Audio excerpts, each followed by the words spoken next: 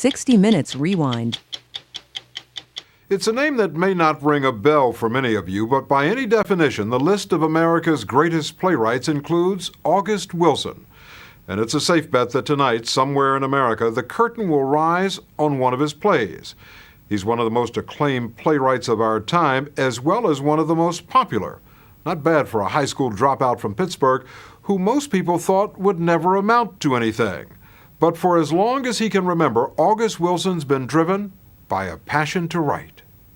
The first poem that I remember writing was for Nancy Ireland, a girl I was in love with in the 7th grade, and it went, I would I could mend my festering heart, harpooned by Cupid's flaming dart, but too far the shaft did penetrate. Alas, it is too late. You know, that kind of stuff I remember. And how did she react to that? Well, I didn't sign my name to this. And she read the poem and she looked over at Anthony Kervin, you know, and her and Anthony, you know. And I said, but it didn't discourage me. I was excited. I said, it worked, you know. All I have to do the next time is to put my name to it, you know. So far, August Wilson has put his name to 8 plays, each set in a different decade of the 20th century.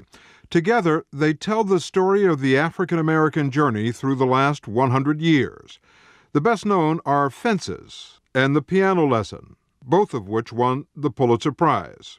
What I'm trying to do is to take Black American culture and place it on stage, to demonstrate that it exists, and to say that this is the way that we do things. Wilson weaves themes of the black experience into all of his plays. Themes like the legacy of slavery in Ma Rainey's Black Bottom. What to do? See, we is the leftovers. The colored man is the leftovers. The question of American justice in Two Trains Running. Ain't no justice. That's why they got that statue of her and got her blindfolded. If anybody need to see, she do. Ain't no justice. And the trying times faced by a father in the play Fences. Right now, your daddy is scared because we sitting out here, we ain't found you no home. Basically, I'm trying to affirm the value of blacks and to demonstrate their humanity. Mr. August Wilson. At the age of 56, Wilson is enjoying the fame that comes with being one of the most popular playwrights in America. His works are required reading for any serious student of the American stage. Thank you so much. Okay, you're welcome. Almost single-handedly, Wilson has changed the face of the Great White Way. That's good. His latest play is King Hedley II. I go for a job. They say, what can you do? Like most of the characters in Wilson's plays, King is struggling to make it in America against the odds. I know how to do business. I'm talking about mayor, governor. I can do it all. I ain't got no limits. I know right from wrong. I know which way the wind blow too. It don't blow my way. If you look at the play, King wants a job. He wants to be able to provide for his family. He wants what everyone in America wants. And he is unable to get that because he is black. And because he's black, he can't get from where he is to where he wants to be. Not on his terms, no. Wilson got to where he is on his terms, but it wasn't easy. We lived here. He grew up with 3 sisters in a 2-bedroom, $35 a month apartment at the back of this building in the Hill District of Pittsburgh. And now it's all boarded up. It's all boarded up. It's been boarded up for years. He was born Frederick August Kittle, named after his father, who was white and a German immigrant. According to Wilson, his father was an alcoholic, difficult, and rarely around. The culture he grew up in was black, that of his mother, Daisy Wilson. Her dream was to get her children an education. She sent August to Catholic schools, and in high school, he was the only black in his class. His sister Linda Jean says that the treatment he received there was cruel. This is August in the back row? Yes, with his head hung down. Everybody else is looking at the camera. Mm-hmm.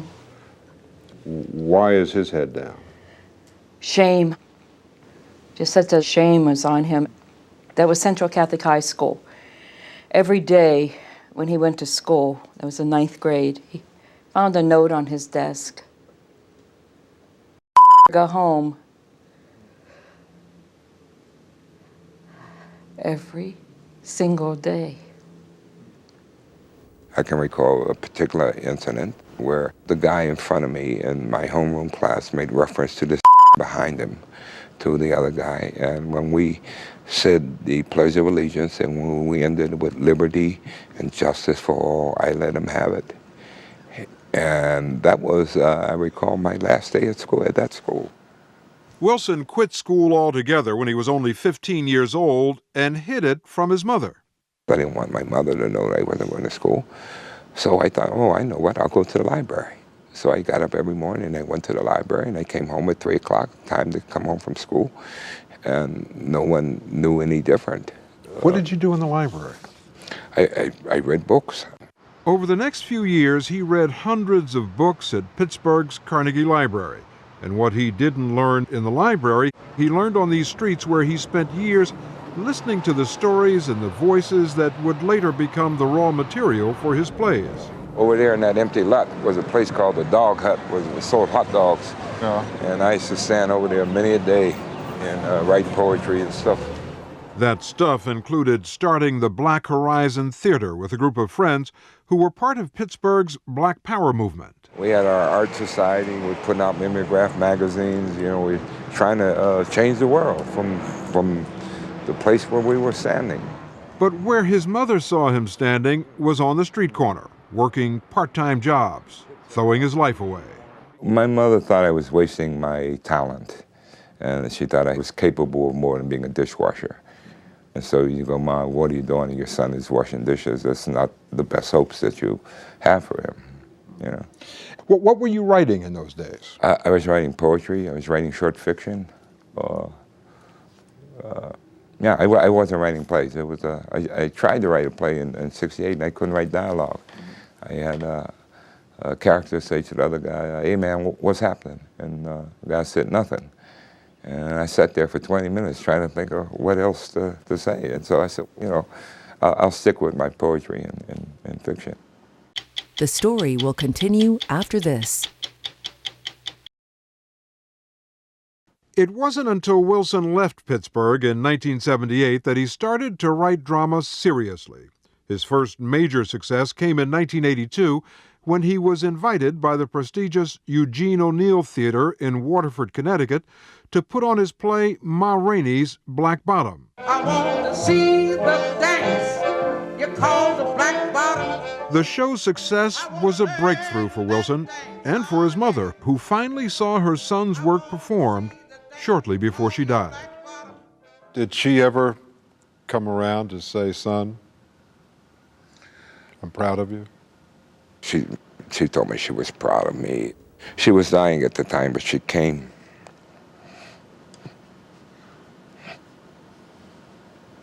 She came and saw the play. And she was very proud. Ma Rainey's Black Bottom established Wilson as a major new voice in the American theater. Of the 8 plays he's written so far, 7 have made it to Broadway, where August Wilson's name has become a trademark for powerful drama and for humor. But Wilson's humor is almost always provocative. That with a gun is bad news. You can't even use the word and gun in the same sentence. You say the word gun in the same sentence with the word and you in trouble. The white man's panicked unless you say the policeman shot the with his gun. That'll be all right. Who do you write your plays for? I don't write for a black audience. I don't write for a white audience. I write for myself. Wilson says that for him, writing is a spiritual experience, even though he often does it in coffee shops. He describes the process of listening to his characters' voices as tapping into the blood's memory. He's known for writing long plays and then spending months on the road editing them down. Yeah, that's it. Just days before his latest play opened, he was still working with the show's director making cuts. Say that and put these two together. Yeah, okay. Yeah, try that. Okay, we got to change. King Hedley II, like most of Wilson's plays, takes place in Pittsburgh. It deals with economic disintegration and violence in the black community. Violence that Wilson believes results from the black community's disconnection from its roots. people wandering all over the place. They got lost. They don't even know the story of how they got from tit to tat. If that connection to your grandparent is broken, then you are lost in the world.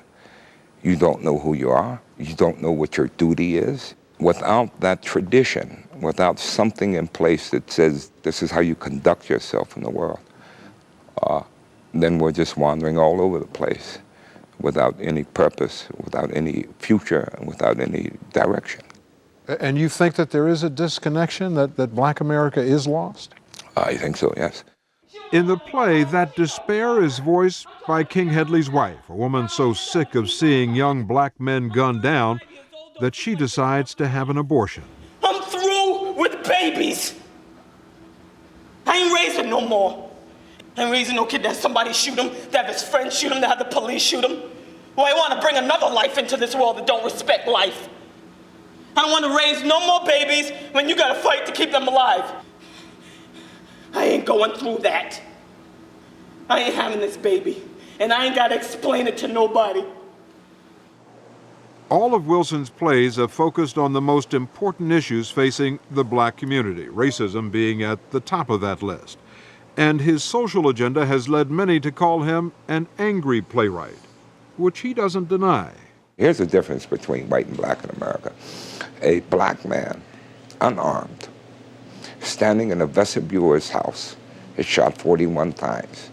A white man waving a rifle on the lawn of the White House, 150 yards from the leader of the free world. They negotiate with him for 10 minutes and shoot him one time in the leg. That's the difference in being white and black in America. So yes, I'm angry. I have a lot to be angry about in that regard. He's especially upset that his little girl has already learned that difference. I have a 3.5-year-old daughter who came home from preschool one day and told me, "Daddy, it's dangerous to be an African American." She's learning that it's dangerous to be herself. Certainly you don't want your kid walking around with that in their head, but this is what the society tells you. Wilson lives with his Colombian-born wife and their daughter in one of the most historic neighborhoods in Seattle, Washington, a long way from the Hill District of Pittsburgh. His success as a playwright has made him wealthy, but for August Wilson, it's never been about the money. Have you made sacrifices to do what it is that you do in terms of your family life? Oh, absolutely. All my life I made sacrifices for the work. And to me, ultimately, the work is the most important thing because that's how I live. That's what keeps me here, and that's the whole purpose of my life.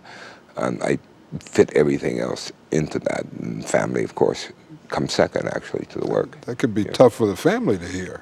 Well, absolutely, but this is the reality, and yeah, art first, life first.